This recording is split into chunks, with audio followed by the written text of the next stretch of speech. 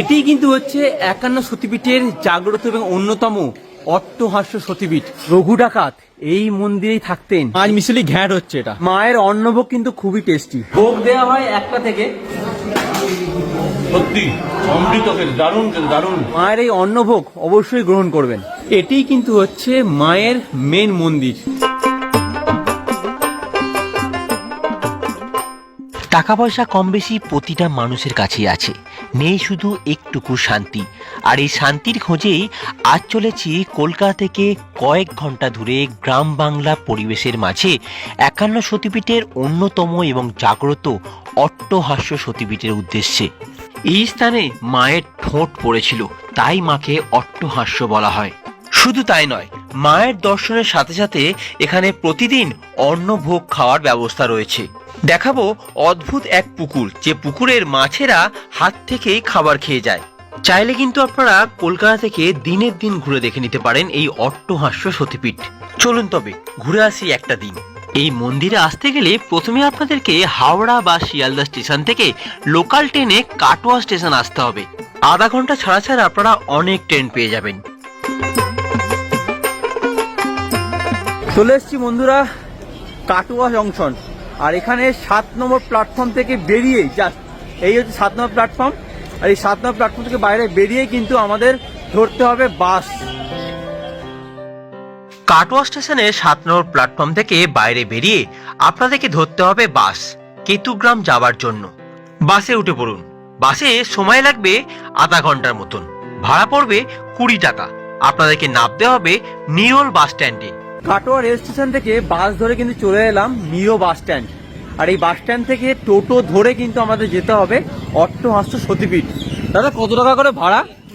20 টাকা। কতক্ষণ লাগবে? 15 মিনিট। গ্রামের আঁকাবাঁকা পথ, শান্ত নিরিবিলি পরিবেশ, আপনাদের বেশ ভালোই লাগবে। টোটোতে সময় লাগবে প্রায় 20 মিনিটের মতন, ভাড়া পড়লো 20 টাকা।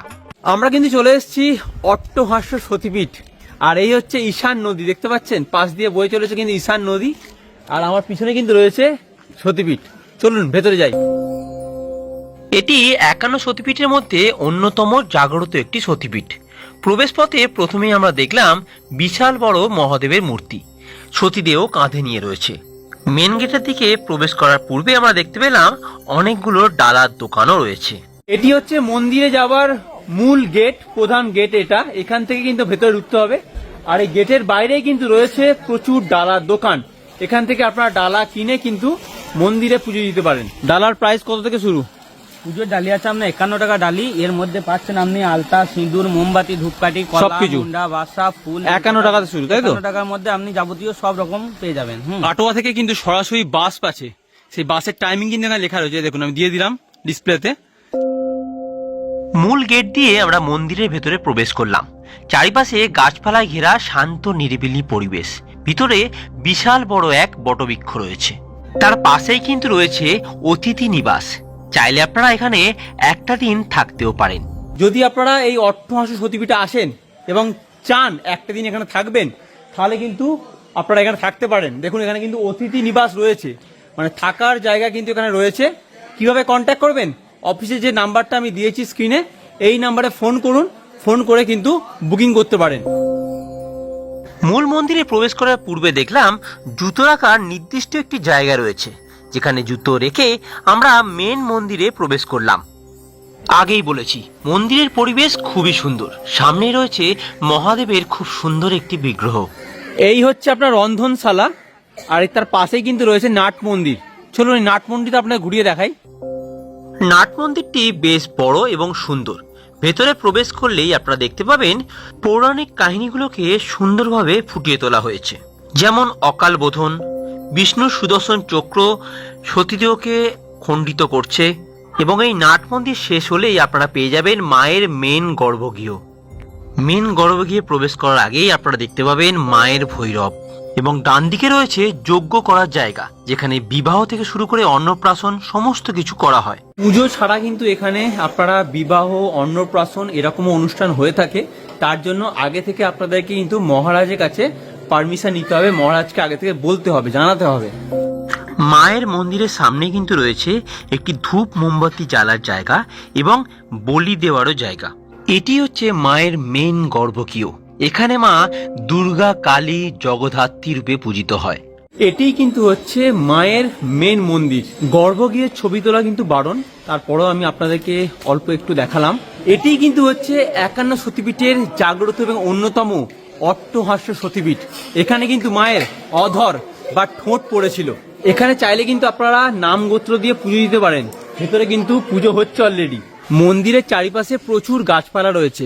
এত শান্ত নিরিবিলি পরিবেশ, মানে এত ভালো লাগছে কি বলবো। কলকাতার কিন্তু খুবই কাছে এই অট্টহাস্য সতীপীঠ। চাইলে আপনারা কিন্তু দিনের দিন এসে ঘুরে দেখে নিতে পারেন আমাদের মতন।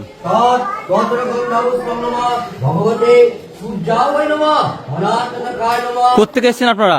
নবদ্বীপ থেকে। নবদ্বীপ থেকে এসছেন। এখানে কি আগেও আসা হয়েছে? ফার্স্ট টাইম আসছে। কেমন লাগছে? খুব ভালো। হ্যাঁ, খুব ভালো। পুজো দিয়েছেন? পুজো দেওয়া হয়ে গেছে। বাহ পুজো বাহ। দেওয়া খুব ভালো নিয়ম এখানে আছে। একবার সরকার ঢুকিয়ে দিচ্ছে। হুম, কোনো ডিমান্ড নেই, যে যা মুক্ত হস্তে দান করতে পারে। দক্ষিণার ক্ষেত্রেও দান করতে পারে, মানে যে যেরকম। হ্যাঁ, যে যেমন খুশি পারে।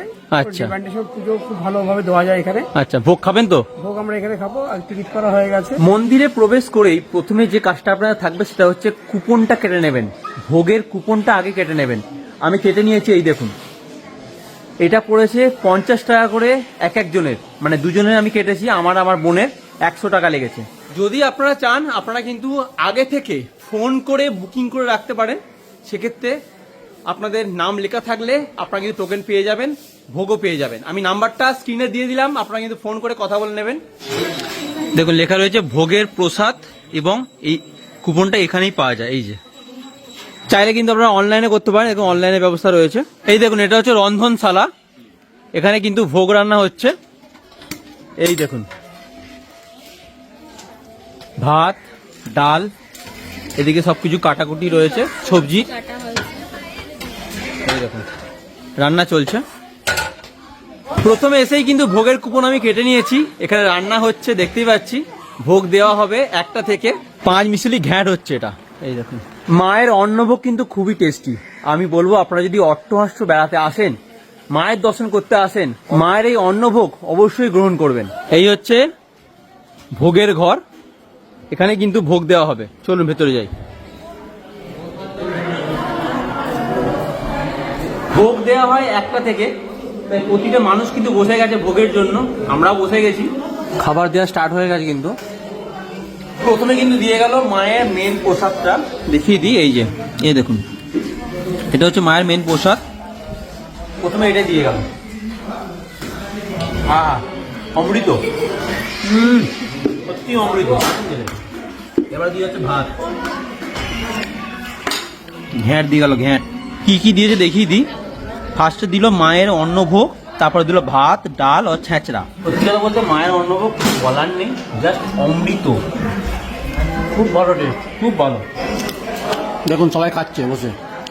হ্যাঁ, এই দেখুন, টক দিল, টক। দেখুন শেষ পাতে দিয়ে গেল কিন্তু পায়েসও দিল। 50 টাকায় অনেক আইটেম, ভাত, ডাল, খিচুড়ি, 2 রকমের তরকারি, আবার টক, লাস্টে আছে পায়েস।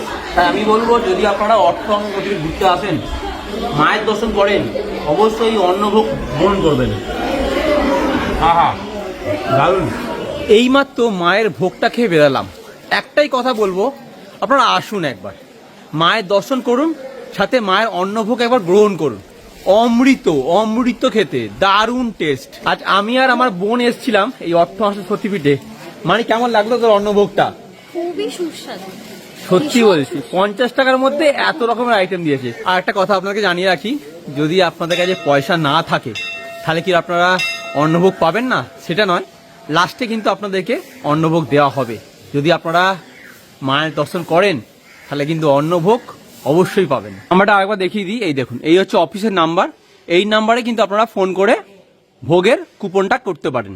এই মন্দিরের যিনি দায়িত্বে রয়েছেন, আপনার নামটা একটু বলুন। সেবক রামজি। আচ্ছা, আপনাকে ফোন করে বুকিং করলেও হবে তো? আমাকে ফোন করুক বা ওই নাম্বারে ফোন করলে। আচ্ছা, এখানে আমি দেখলাম যে বিবাহ হয় বা অন্নপ্রাশন হয়, তার জন্য কি প্রসিডিওর আছে একটু বলে দিন। রয়েছে একটা লিস্ট আছে, লিস্টটা ফলো করবে। আচ্ছা, দিনের বেলা বিবাহ, রাত্রিতে নয়। দিনেতে বিবাহ। হ্যাঁ হ্যাঁ। আচ্ছা, আগে থেকে ফোন করে আপনার সাথে কথা বললে হবে। 12টার মধ্যে। 12টার মধ্যে। হ্যাঁ। আচ্ছা, আর রাত্রিবেলা কোনো অনুষ্ঠান হয় না, রাত্রিবেলা কোনো মন্দির প্রতিদিন খোলা থাকে, মন্দির ভোগ প্রতিদিন দেওয়া হয়। ভোগ প্রতিদিন দেওয়া হয়। আচ্ছা, মানে কটার টাইমিংটা কটার সময় আছে? এবার ফোন করে দিবে 7টা থেকে 10টার মধ্যে, হ্যাঁ। 12টার মধ্যে ঢুকে যাবে। আচ্ছা, এই মন্দির চত্বর কিন্তু ভীষণ বড়। আপনাদেরকে মেন মন্দির দেখালাম, ভোগ খাওয়া হয়ে গেছে। চলুন আপনাদেরকে এবার এই মন্দিরের আশেপাশে অনেক বড় একটা এরিয়া, সেটা আপনাদের ঘুরিয়ে একটু দেখাই। এই দেখুন, এটা হচ্ছে ভোলা বাবার সমাধিস্থল, এই দেখুন। আর এটা হচ্ছে ওনার ঘর, উনি কিন্তু এখানেই থাকতেন, ভোলা বাবা এখানেই থাকতেন। আর এটা হচ্ছে ওনার সমাধিস্থল। আর এই ভোলা বাবার সমাধিস্থল আর ঘর যেটা রয়েছে তার ঠিক উল্টো দিকে কিন্তু একটা বিশাল বড় পুকুর রয়েছে, যে পুকুরে প্রচুর মাছ রয়েছে, আপনাদেরকে দেখাবো। এই দেখুন, এই হচ্ছে পুকুর, দেখেছেন? বিশাল বড় পুকুর। এবং এই পুকুরের বৈশিষ্ট্য হচ্ছে এটাই, যেখানে প্রচুর বড় বড় মাছ রয়েছে।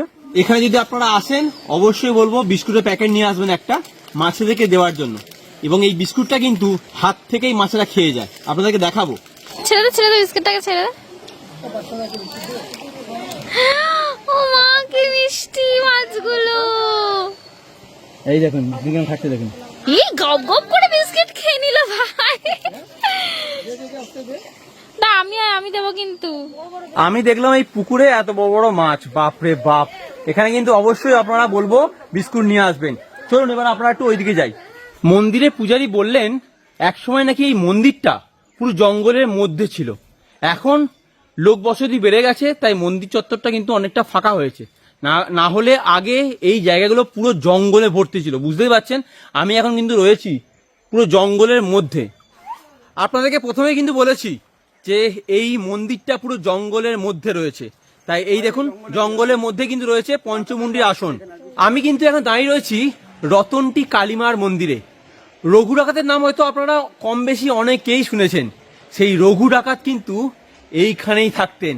এটাই হচ্ছে রঘু ডাকাতের বাসস্থান বলা যায়।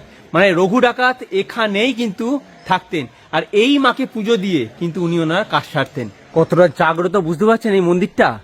রঘু ডাকাত এই মন্দিরেই থাকতেন, এই মন্দিরের মাকেই পুজো দিতেন। পুরো জঙ্গল দেখতে পেয়েছেন, পুরো জঙ্গল, আর এই জঙ্গলের মাঝেই রয়েছে এই রতনটি কালীমার মন্দির। এখানেই কিন্তু বলি দিতেন আর এই মাকে দর্শন করতেন। চলুন মায়ের দর্শন আপনাদের করাই। একদিকে রয়েছে রামকৃষ্ণ, একদিকে সারদা মা রয়েছে। চলুন দর্শনটা করাই আপনাদেরকে। পর্দা সরিয়ে আপনাদের দর্শন করাচ্ছি মায়ের। চারিদিকে জঙ্গল আর তার মাঝে উনি থাকতেন। হ্যাঁ সত্যি, মানে এখন ভাবলেও যেন গায়ে কাঁটা দিয়ে ওঠে। তবে বলবো আপনারা যদি কলকাতা থেকে আসেন, দিনের দিন ঘুরে দেখে নিতে পারেন, তবে সকাল সকাল আসবেন। অনেকটা বড় জায়গা, ঘুরতে সময় লাগবে, ঘুরে দেখবেন, অনেক কিছু দেখার আছে। মানে তোর কেমন লাগলো বল?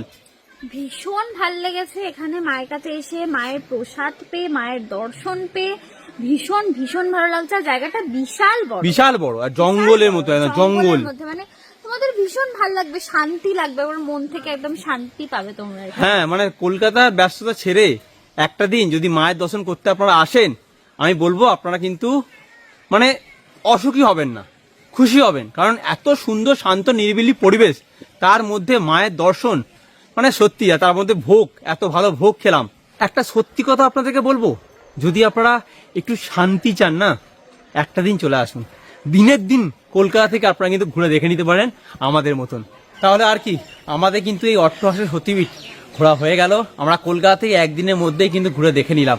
এই ভিডিওটা আপনাদের কেমন লাগলো আপনাকে অবশ্যই কমেন্ট করে জানাবেন। ভিডিও ভালো লাগলে লাইক, কমেন্ট, শেয়ার, আর চ্যানেলটি অতি অবশ্যই কিন্তু সাবস্ক্রাইব করে দেবেন। দেখা হবে পরবর্তী ভিডিওতে। ততক্ষণ ভালো থাকবেন, সুস্থ থাকবেন।